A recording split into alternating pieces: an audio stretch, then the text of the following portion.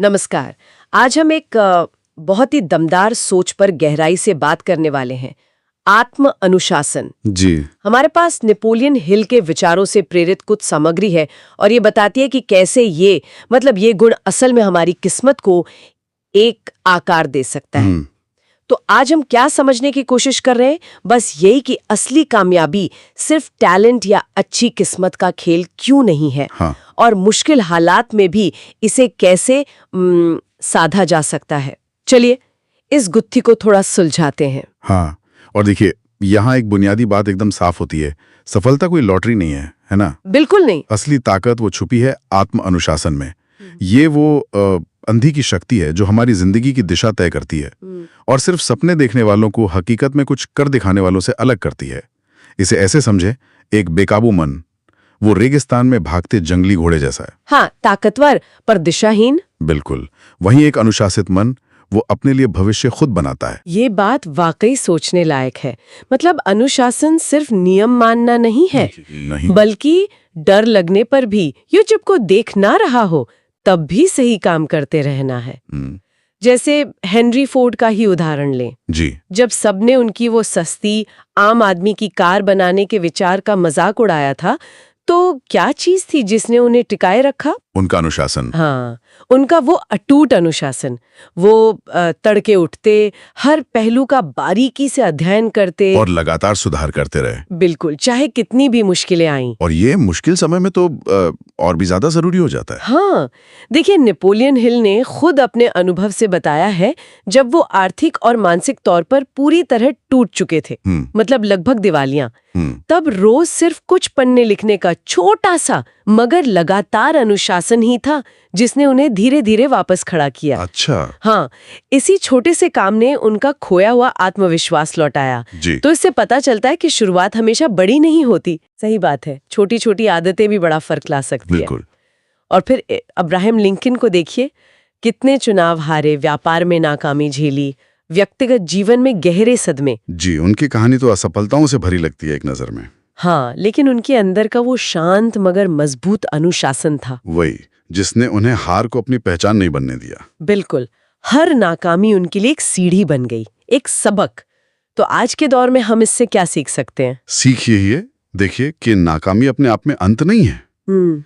असली अंत तो तब होता है जब हम कोशिश करना छोड़ देते हैं। गिरना बुरा नहीं है, गिरे रह जाना बुरा है। सही कहा। अनुशासन हमें तब भी टिके रहने की हिम्मत देता है जब लगता है कि सब कुछ खत्म हो रहा है। ये हमें गिरने के बाद उठकर फिर से चलने की वो अंदरूनी ताकत देता है। यहाँ एक और बहुत जरूरी पहलू सामने आता है, स्पष्टता, क्लैरिटी। हाँ, ये बहुत जरूरी है। अगर लक्ष्य ही साफ ना हो तो अनुशासन किस काम का? जैसे राइट बंधुओं का उदाहरण लें, उन्हें सिर्फ हवा में उड़ना नहीं था। नहीं, उनका लक्ष्य बहुत साफ था। हाँ, उन्हें पता था कि उन्हें एक नियंत्रित पावर वाली उड़ान चाहिए। वो जानते थे कि इसके लिए वजन, एरोडायनामिक्स, नियंत्रण प्रणाली, इन सब पर कितना काम करना होगा। उनका विजन एकदम क्रिस्टल क्लियर था। बिल्कुल। और यहीं एक गहरा सवाल उठता है, क्या हमें वाकई पता है कि हम जीवन से क्या चाहते हैं? बिल्कुल साफ साफ। जैसा कि इन विचारों में बताया गया है, एक उलझा हुआ कंफ्यूज्ड मन कभी अनुशासित जीवन नहीं जी सकता। अच्छा। लक्ष्य एकदम स्पष्ट होना चाहिए, इतना स्पष्ट कि आप उसे लिख सकें। हाँ, लिख लेना जरूरी है। यही पहला कदम है जो आपके अनुशासन को सही दिशा देगा। वरना ये मतलब समंदर में बिना मंजिल के पूरी ताकत से तैरने जैसा है। मेहनत बहुत, नतीजा कुछ नहीं। और फिर आता है शायद सबसे अहम हिस्सा, एक्शन लेना। हाँ, काम करना। जी हाँ। सिर्फ सोचना, योजना बनाना वो काफी नहीं है। एंड्रू कार्नेगी का उदाहरण देखिए। Steel king. हाँ, बेहद गरीबी से उठकर स्टील किंग बने। कैसे?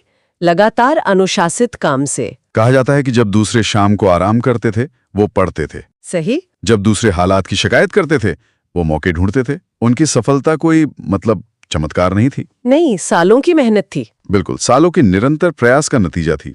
और यहाँ एक आम गलतफहमी टूटती है। कौन सी? अक्सर लोग सोचते हैं कि पहले आत्मविश्वास आएगा फिर वो काम करेंगे। हाँ, ये बहुत लोग सोचते हैं। लेकिन नेपोलियन हिल के विचारों के अनुसार आत्मविश्वास काम करने से पहले नहीं आता। अच्छा। वो काम करने के बाद आता है। हर बार जब हम कोई छोटा सा अनुशासित कदम उठाते हैं, चाहे वो कितना भी मामूली क्यों ना हो, हमारा आत्मविश्वास थोड़ा बढ़ जाता है। ये दिलचस्प है। इसलिए सही मूड या प्रेरणा का इंतजार करना वो व्यर्थ है। लगातार काम करते रहना जरूरी है। भले ही वो परफेक्ट ना हो। मतलब बस शुरू कर देना है। हाँ, हिचकिचाते हुए उठाया गया एक छोटा कदम भी उन हजारों सोचे हुए कदमों से बेहतर है जो कभी उठाए ही नहीं गए। तो इस सारी बातचीत का निचोड़ क्या निकलता है? ये जो अनुशासन है, ये कोई सजा या बोझ नहीं है, बिल्कुल नहीं। बल्कि ये वो अंदरूनी शक्ति है जिसे हम धीरे धीरे लगातार छोटे कदम उठाकर और स्पष्ट लक्ष्य रखकर हाँ विकसित कर सकते हैं। ये हमारे सपनों और हकीकत के बीच का कह सकते हैं पुल है, वो गोंद है जो दोनों को जोड़ता है। एकदम सही कहा। और इसे सिर्फ एक थ्योरी ना रहने दें।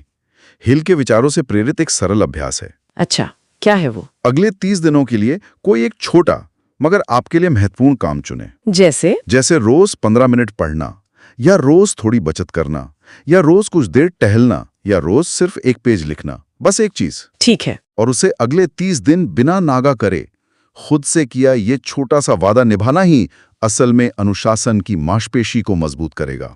30 दिन क्यों? हाँ, 30 दिन इसलिए क्योंकि अक्सर इतनी अवधि एक नई आदत बनाने या पुरानी तोड़ने के लिए काफी मानी जाती है। ये तो करने लायक अभ्यास है। जी। और जाते जाते एक सवाल सोचने के लिए छोड़ जाते हैं। अगर सच्ची कामयाबी लगातार की गई कोशिशों का नतीजा है, न कि किसी इत्तेफाक का, तो आज हम अपनी मंजिल की तरफ वो कौन सा एक छोटा अनुशासित कदम उठा रहे हैं? वो कदम जो शायद कोई और ना देख रहा हो। हाँ, पर जो हमारे आने वाले कल को बदल सकता